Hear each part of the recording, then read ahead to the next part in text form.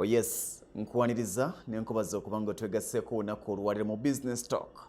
Ssentongo Frederick Lugomvu gemanya gange mbebaza kulwa nafa aba vibes ceremonial events abali mu kutegeka emikolo bw'obanga olina mukolo olina kwanjulwa olina mbaga olina kukyala corporate function any party weekwata aba vibes ceremonial events balina tents ennungi ezitunula obulungi eziweesa omukolo gw'ekitiibwa obutebe obw'omulembe diko omulungi ate nga kwoteeka ne public address system oteeka omukolo guno saako sound noga nti weewaawo omukolo gwange gwegwo n'aboogezi b'oku mikolo abalungi tuli ku Ham Towers omwaliro gwa kusatu opposite Makerere University main gate wejja okubanga otusanga vibes ceremonial events twekwate tukolera omukolo gwo omulungi era amakula bw'obanga oli wabweru wa Uganda oyinza oga nti ndi bweru naye neetaaga omukolo gwange ngenda okujja ng'ebisinga byateekeddwateekeddwa dda osobola okuba otwekwata essimu ya 0753 98 56 39 0753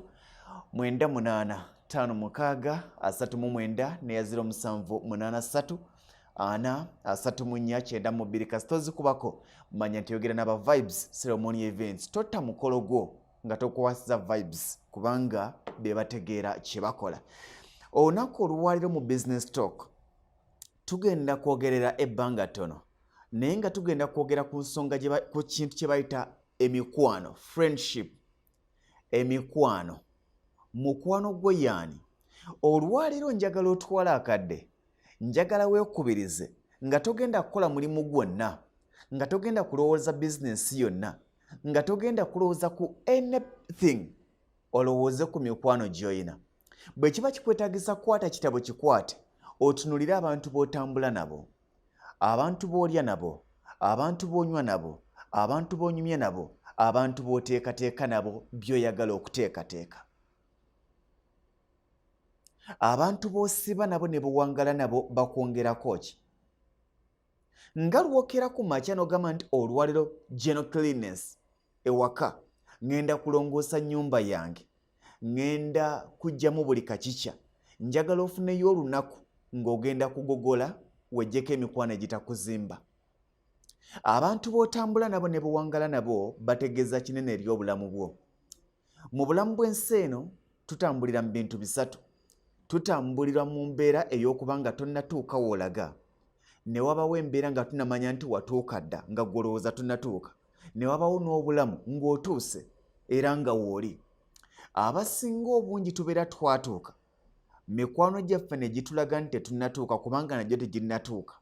Ebiseera ebisinga abantu be bayita ba failures batambula nnyo n'emikwano gyabwe egigwa mu ttuluba lyerimu. Batambula nnyo n'emikwano ekitagenda bagamba nti gundi naaba, ekitagenda bagamba nti gundi kola kino, va mu kwebaka genda okole, va mu kwebaka genda ononye omulimu, ekitagenda bagamba nti va mu bupangisa noonya woogula akapoloti ozimbe, ekitagenda bagamba nti nga tunagula mmotoka sooka ozimbe. Bo eva babeera ku yes. Ogenda kumanya otya emikwano egikuzimba ne gitakuzimba. Bw'obanga olina mukwano gwo nga bukyanga mutandika okubeera mwenna takerangako ku makya n'acriticinga naga nti by'okoze majaani nagamba nti kyoli mu kuteekateeka kyekikuyamba nga buli any idea gy'omuleeteraga nti yes ejja kukola buli ky'omuleeta n'omugamba nti njagala kukola kino ngaga nti yes go ahead. Oyo si mukwano gwo. Weetaaga omuntu gw'ogenda okwogera naye omugambe nti njagala genda bweru kukolera bweru agambye naye obaze kakyamu sente ziri wano ewaffe e Uganda. Naye bw'obanga mu mikwano gyo nga buli muntu nga buli lw'omugamba nti njagala kukola kino agamba yes kola ekyo, buli lw'omugamba nti njagala kutuusa kino agamba kola ekyo, n'omugamba nti njagala tandika kusuula bijanjalo nti genda, njagala kati kuyingira amaduuka ga speya nti genda, oyo si mukwano gwo. Twetaaga emikwano at times egigenda okukeera ku makya gigambye nti ky'okoze tekiriimu. Mukwano gw'omutuufu yoyo agenda okukeera ku makya akuvume, agenda okukeera ku makya akunenye, agenda okukeera ku makya agambye nti by'oli mu kukola bikyamu biveemu.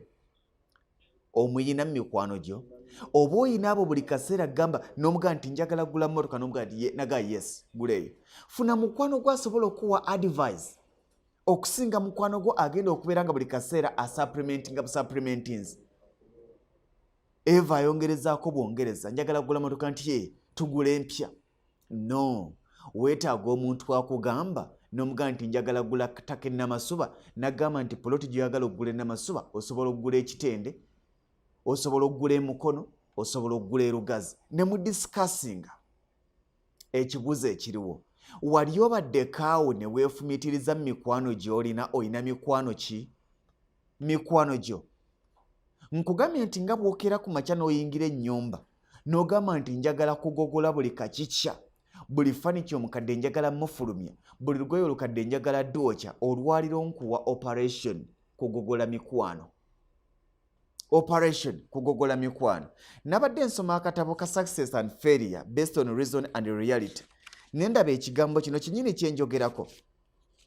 Omusajja yagamba nti poor-minded people or failures have a tendency of keeping their poor, hopeless friends close to them and always refer to them for options. Omuntu nga failure buli kaseera ayagala kutambulira mu abo bwe bali mu level emu. Oyagala kugula mmotoka obuuza kuwa bodaboda nti ngule ntya emmotoka nga tagigulangako. Noonya yali aguze emmotoka omubuuze nti wagula otya emmotoka. Bw'onaaba oyagala kugula mmotoka n'obuuza owa pikipiki ajagala nti emmotoka tesoboka kubanga ye yamulema.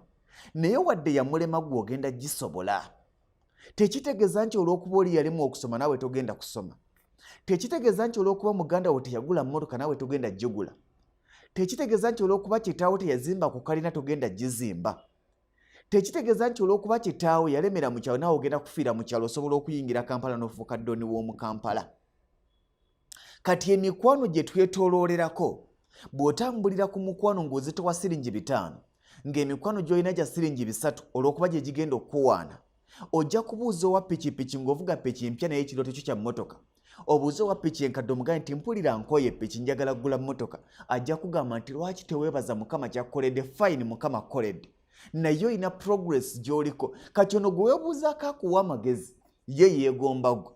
Ye alaba watuuka, alaba wamala, kyokka gwe olina gy'olaga. Noonya akusinga. Emikwano tandika okusengejja emikwano ng'otunuulira emikwano egikusingako. Totunuulira mikwano gikuwaana. Totunuulira mikwano gikugulumiza. Totunuulira mikwano gikutendereza. Noonya oyo agenda okukuritisizinga agambe nti mwami Lugonvu wakoze kino naye singa nekiri wakitunuddemu. Waakiri mutuule ku mmeeza omubuulire lwaki wakoze kye wakoze. Okusinga oli nga Eva naye oba tunamubuulira nsonga lwaki wakoze kye wakoze aga nti wakoze okusalawo okulungi. Tonnamunnyonnyola, tonnamugamba ki aga yes, go ahead, it's a good decision. Weetaaga okwegobako emikwano egyo. Njagala otuule otunuulira abantu b'otambula nabo, abantu b'onywa nabo, munywa omwenge. Wali obaddeko n'omuntu nga munywa omwenge n'agamba naye oggyeyo ssente nnyingi zizzeeyo?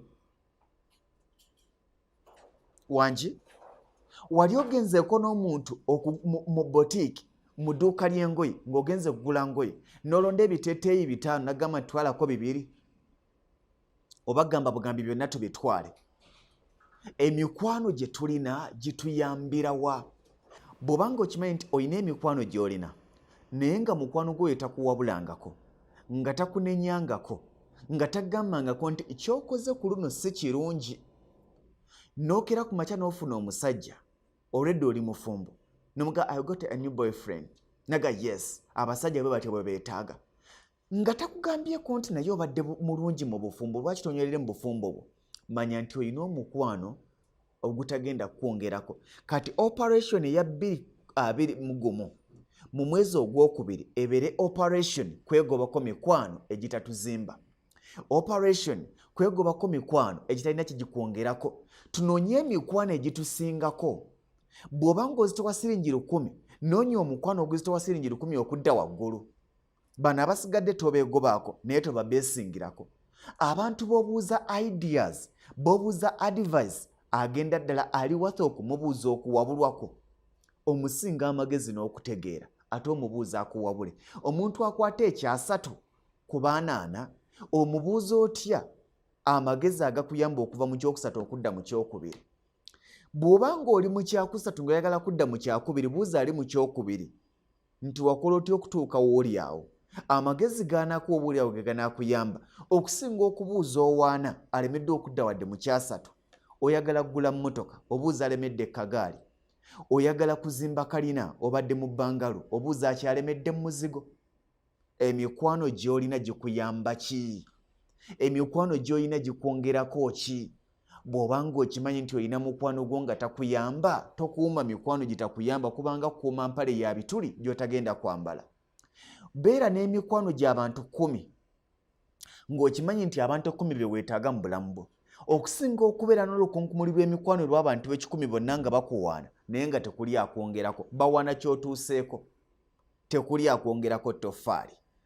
Olwaliro mbasiibulamu bagamba n'okubawa homework nti tunuulira emikwano gy'olina, tunuulira abantu b'otambula nabo, abatakuyamba, abatakuzimba. Mukwano gwo atakuyombesangako nti okoze kikyamu, atagambangako nti ojja abaata ssente.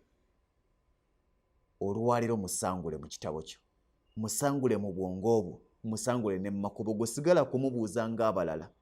Wali omumanyi naye tagenda kwongerako. Noonya abo abalina kye bagenda okukwongerako. Nze naawe nga tuli wamu, bwe tukyusa ebirowoozo byaffe tusobola okukyusa endaba yaffe y'ebintu n'enkulaakulana yaffe. Kubanga obuwanguzi obw'okulemererwa butandikira ku kwefumiitiriza n'amazima. Kkiriza ky'oli, weefumiitiriza obuze nti abo abaali ky'oli nga ku lwaliro baakyusa ne batusumusa eddaala eryo, baakola batya okuva awo we baali awo w'oli naawe okutuuka we bali ku lwaliro we weegomba okubeera. Gy'emikwano gye weetaaga. Njagala balekera akalango kana ka Vibes Ceremonial Events. Tubagamba nti ku lw'omukolo omulungi, bw'obanga olina mbaga, olina kwanjulwa, olina kukyala, olina corporate function, weetaaga tents, weetaaga obutebe obw'omulembe, tulina tables ennungi, weetaaga deko aliko, amatala gali agakanuka nti guno omukolo gwange ate nga ddala gugwo. Tukyusa omukolo ne tukyusa olujja lwo. Ogenda okudda okuva gye baggatidde nga nti wano si wali omukolo gwange ono gwa Bill Gates naye nga gugwo. Vibes Ceremonial Events bw'otwekwata tugenda kukyusiza embeera. Sound yoyo tulina endongo ennungi gy'osinsimula noga nti weewaawo. Ate nga tulina n'aboogezi b'oku mikolo abalungi abagenda okuweesa omukolo gwo ekitiibwa. Naawe owulire endala nnaku z'omukolo, omukolo oguweesa abantu bonna ekitiibwa. Ssentongo Frederick Lugonvu ge mannya gange. Essimu ziizo 0753 98 56 39 ne 0783 4 3492. Mbalekedde homework, weefumiitirize ogobe buli mukwano gwo oba gw'obadde oyita mukwano gwo naye nga talina kyakwongerako.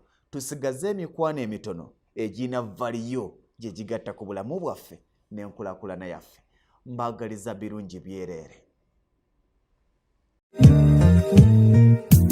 Omukolo gufa nteekateeka kyokka kya nnaku nti teguddibwamu, naye okwewala bino byonna weekwate Vibes Ceremonial Events bakunyumisiza omukolo gwo, anti omukolo gwo baakugufuula gwa byafaayo. Balina aboogezi b'oku mikolo ng'okukyala, okwanjula, embaga ne corporate functions zonna. Batimba ku mikolo, bakola cakes, videography, bapangisa tents n'entebe, bakafule mu kuteekateeka embaga, kiyite wedding planning. Gwe tuula butuuzi olatte, ebirala obibalekere. Vibes Ceremonial Events basange ku ofiisi yaabwe gali kwoleka ku kizimbe gaggadde ekya Ham Towers opposite Makerere University Main Gate, oba kubira omwana wa taata Ssentongo Lugonvu ku 0753 985 639 oba 0783 403 492.